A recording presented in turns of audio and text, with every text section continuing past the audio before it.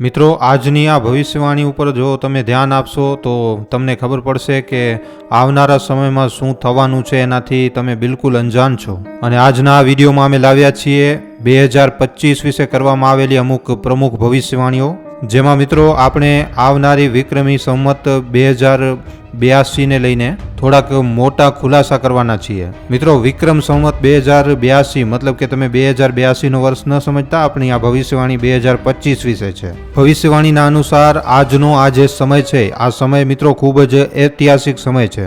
વિક્રમ સંવત 2082 મતલબ કે 29 માર્ચ 2025 થી 2026 સુધીનો આ જે સમય છે, આ એક એવો કાલખંડ છે જે વિશ્વ અર્થવ્યવસ્થા, વિત્તીય નીતિઓ અને સત્તાના સમીકરણોમાં મોટા બદલાવ લઈને આવી શકે છે. આ 2082 નો જે સંવત છે, આ ભારતની જ્યોતિષી અને ઐતિહાસિક ધરોહર સાથે પણ જોડાયેલો છે. આ વર્ષની વિશેષતા એ છે મિત્રો કે રાજા પણ સૂર્ય હશે અને મંત્રી પણ સૂર્ય. અને જ્યારે સૂર્ય સત્તામાં હોય છે તો નિર્ણય ખૂબ જ કઠિન હોય છે, પ્રશાસન સખ્ત હોય છે અને સત્તા પોતાના પૂર્ણ પ્રભાવમાં હોય છે. તો ચાલો મિત્રો, વધારે ટાઈમ લીધા વગર આજનો આ વિડીયોમાં આપણે આજની ભવિષ્યવાણી ઉપર વાત કરીએ.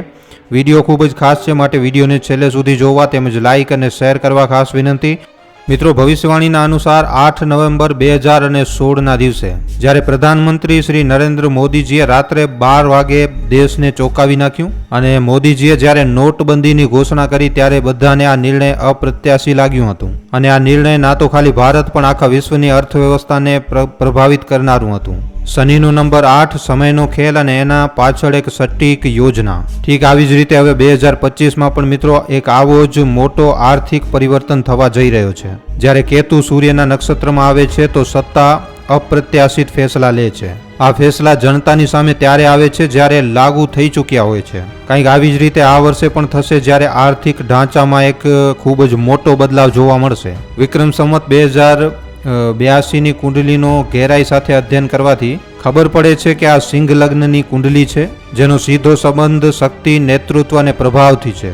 સિંહ લગ્નની કુંડલીનો અર્થ છે 11મું ઘર, તમારી ઈચ્છાઓનો, તમારી મહત્વાકાંક્ષાઓનો અને એમનો સ્વામી બુદ્ધ, જે સીધો બીજા ઘરમાં બેઠેલો છે. મતલબ કે આવનારા સમયમાં તમારી ઇન્કમ અને સેવિંગ ઉપર મોટો પ્રભાવ પડવાનો છે. હવે આ સમજવું જરૂરી છે કે બુદ્ધ ત્રીજા ઘરમાં હોય અને મૂળ ત્રિકોણ રાશિમાં હોય તો વ્યાપાર, વિત્ત અને કરન્સીમાં અમુક મોટા બદલાવ જોવા મળી શકે છે. પણ મિત્રો, અહીંયા સૌથી વધારે મહત્વપૂર્ણ કારક છે કેતુ. આ ગ્રહ રહસ્યમય હોય છે, સંતાયેલી વસ્તુઓને દર્શાવે છે. અને જ્યારે આ બીજા ઘરમાં હોય છે તો આ ધનની સંરચનામાં અચાનકથી બદલાવ લાવે છે. કેતુ ઉત્તરા ફાલ્ગુની નક્ષત્રમાં સૂર્યના પ્રભાવમાં છે, જે આ સંકેત આપે છે કે કંઈક મોટું આર્થિક ફેસલો એકદમ ગુપ્ત રીતે કરવામાં આવી શકે છે. બુદ્ધની સ્થિતિ પણ આ વાતને બળ આપે છે કે વિત્તીય પ્રણાલીમાં કંઈક નવું ફેરફાર થવાનું છે, મતલબ કે કોઈક નવી વ્યવસ્થા લાગુ થવાની છે. બુદ્ધ અષ્ટમ ભાવના સ્વામી મંગળના પ્રભાવમાં છે અને મંગળ પણ 8મા ઘરથી આ આખા સંયોગને ઉર્જા પ્રદાન કરી રહ્યો છે. અષ્ટમ ઘરનો સંબંધ અચાનક પરિવર્તન, ગુપ્ત વિત્તીય નીતિઓ અને અપ્રત્યાશિત લાભહાનિથી આનો સંબંધ હોય છે. આનો મતલબ એવું થાય છે કે 2025માં કોઈક એવી યોજના લાવવામાં આવી શકે છે જે ભારતની અર્થવ્યવસ્થાને ડિજિટલાઇઝેશન બાજુ આગળ વધારી શકે છે. ભારતની કુંડલીમાં પણ એક ખૂબ જ રોચક સંકેત જોવા મળી રહ્યો છે. આ સમયે ભારતની દશા ચંદ્રમામાં સૂર્યના અંતરની છે, જે 4 માર્ચ 2025 થી 5 સપ્ટેમ્બર 2025 સુધી ચાલશે. સૂર્યનો સંબંધ સત્તા, નિર્ણય અને કઠોર પ્રશાસનથી હોય છે. જ્યારે સૂર્ય 13 મે 2025 થી 13 જૂન 2025 સુધી જ્યારે વૃષભ રાશિમાં હશે ત્યારે ભારતની આર્થિક સ્થિતિમાં મોટો બદલાવ જોવા મળશે. સૂર્ય જ્યારે 11મા ઘરમાં હશે ત્યારે ઈચ્છા અને આયના ક્ષેત્રમાં પ્રભાવ નાખશે. આ જ સંકેત મળે છે કે કંઈક મોટું થવાનું છે. મોદીજીની કુંડલીમાં પણ મંગળની મહાદશામાં બુદ્ધનો અંતર જૂન 2025 સુધી ચાલશે અને એના પછી કેતુનો અંતર આવશે. મંગળ કમાન્ડરની ભૂમિકામાં હશે અને કેતુ અજ્ઞાત પણ પ્રભાવશાળી નિર્ણયોનું પ્રતિનિધિત્વ કરશે. આ સંકેત આપી રહ્યા છે કે આ દરમિયાન એક વિત્તીય નીતિ લાગુ કરવામાં આવશે જે પૂરી રીતે અપ્રત્યાશિત હશે. આ એક નવી આર્થિક પ્રણાલી બાજુ સંકેત કરી રહી છે. હવે સવાલ એ ઊભો થાય છે કે શું આ એક બીજી એક નોટબંધી હશે? શું હવે કરન્સીને પૂરી રીતે ડિજિટલ કરી દેવામાં આવશે? શું નકદીનું મહત્વ ઓછો કરી દેવામાં આવશે? ધ્યાન આપજો મિત્રો, આ આખો પરિવર્તન સીધો નોટબંધીની જેમ નથી થવાનું, પણ આ જે છે એ એનાથી ઘણો વધારે પરિષ્કૃત હશે. આ નોટબંધીની જેમ જ હશે, પણ જનતાને ખબર જ નહીં પડે કે આ ક્યારે અને કેવી રીતે થયો. તમને યાદ હશે મિત્રો કે 2014માં નરેન્દ્ર મોદીજીએ સત્તા જ્યારે સંભાળી ત્યારે તરત જ પહેલો જે ફેસલો એમણે લીધો હતો કે દેશભરના લોકોના ખાતા ખોલાવ્યા હતા. મતલબ કે ખાતા ખોલવાનું અભિયાન ચલાવ્યો હતો. આમાં ઘણા લોકો એ સમજી નહોતા શક્યા કે આના પાછળ અસલી યોજના શું છે, પણ આજની તારીખમાં ડિજિટલ લેનદેનનું મહત્વ બધા લોકોને સમજમાં આવી ગયું છે. ઠીક આવી જ રીતે 2025માં એક નવી આર્થિક નીતિ આવશે જે ભારતને વિત્તીય ડિજિટલાઇઝેશનની એક નવી દિશામાં આગળ વધારી શકે છે. જો કોઈની પાસે ટેક્સ આપ્યા વગરનું ધન પડેલું છે તો હવે એ જ સમય છે જ્યારે એ લોકો આને બરોબર રીતે નિવેશ કરે, ટેક્સ ભરે અને સરકારના નિયમોના અનુરૂપ ચાલે. 2025માં એવી નીતિઓ લાગુ થઈ શકે છે જેમાં નકદીનું ચલણ અચાનક જ ઓછું થઈ જશે. લોકો પોતાની મેળે જ નકદીના વપરાશને છોડી અને ડિજિટલ લેનદેનની બાજુ આગળ વધશે.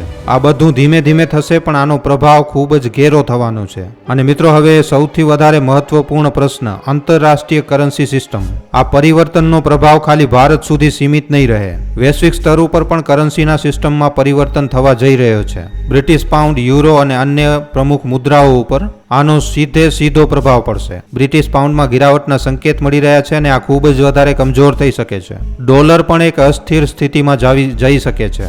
ભારત અને અન્ય એશિયાઈ દેશોની વચ્ચે એક નવી ડિજિટલ કરન્સી લાગુ થઈ શકે છે, અથવા તો પછી વ્યાપારિક લેનદેનની વ્યવસ્થા નવી બનવાના સંકેત છે. આ એક એવી પ્રણાલી હશે જેમાં મુદ્રા વિનિમય મતલબ કે કરન્સી એક્સચેન્જનો ભાર ખૂબ જ ઓછો હશે અને લેનદેન ખૂબ જ વધારે સરળ થઈ જશે. ભારતનું યુપીઆઈ પહેલાથી જ ઘણા દેશોથી જોડાઈ ચૂક્યું છે અને આગળમાં આનાથી પણ મોટા સ્તર ઉપર વિસ્તાર થવાની સંભાવના છે. અને એટલા માટે આવનારો સમય ખૂબ જ મોટો પરિવર્તન લઈને આવી રહ્યો છે. જે બરોબર રીતે ટેક્સ ભરી રહ્યા છે એવા નાગરિકોને તો કોઈ ચિંતા કરવાની આવશ્યકતા નથી, પણ જે લોકોની પાસે વગર કોઈ હિસાબ કિતાબ વાળું ધન છે એ લોકોને સાવધાન રહેવાની જરૂર છે. હવે સમય છે કે તમે તમારા વિત્તીય દસ્તાવેજોને દુરુસ્ત કરી લ્યો, નિવેશને બરોબર દિશામાં મોડી લ્યો અને કોઈ પણ અપ્રત્યાશિત સ્થિતિ માટે તૈયાર રહો. આ પરિવર્તન એક ખૂબ જ મોટી આર્થિક ક્રાંતિનો હિસ્સો બનવાનો છે અને ભારત આ ક્રાંતિમાં સૌથી વધારે આગળ રહેવાનું છે. તો મિત્રો, આ તો આપણો આજનો એપિસોડ જેમાં આપણે આર્થિક સ્થિતિને લઈને ખૂબ જ વિસ્તારપૂર્વક વાત કરી છે, જેમાં ભારતમાં આવનારા સમયમાં ડિજિટલાઇઝેશન થઈ શકે છે, જેમાં આવનારા સમય દરમિયાન ભારતમાં નોટો બંધ થઈ શકે છે, નોટોનો ચલણ ઓછો થઈ શકે છે અને લેનદેન બધી ડિજિટલ થઈ શકે છે. આ વિડીયોમાં આપણે એ જણાવવાની કોશિશ કરી છે કે મોદી સરકાર અચાનકથી એક એવો કોઈક ઐતિહાસિક ફેસલો લઈ શકે છે અને આ નિર્ણય બધા લોકો માટે આશ્ચર્યનો વિષય બની શકે છે. અને એટલા માટે આર્થિક સ્થિતિ દેશની સાથે સાથે આખા સંસારમાં અચાનકથી બદલવાની છે અને એટલા માટે આ બદલાવ માટે તમે સ્વયંને હમણાંથી જ તૈયાર કરી લ્યો. જો તમે ટેક્સ ભરી રહ્યા છો તો એનો પણ હિસાબ કિતાબ રાખો અને પોતાના ધનનો સમજી વિચારીને નિવેશ કરો. આવનારો સમય એક ખૂબ જ મોટી ચુનૌતીનો પણ સંકેત આપી રહ્યો છે અને આનો સૌથી પહેલો પ્રહાર તો આર્થિક નીતિ ઉપર જ થવાનો છે. તો મિત્રો, આજના આ વિડીયો ઉપર તમારા શું અભિપ્રાય છે, તમારું શું કહેવું છે, નીચે કોમેન્ટ સેક્શનમાં લખીને જણાવવા ખાસ વિનંતી.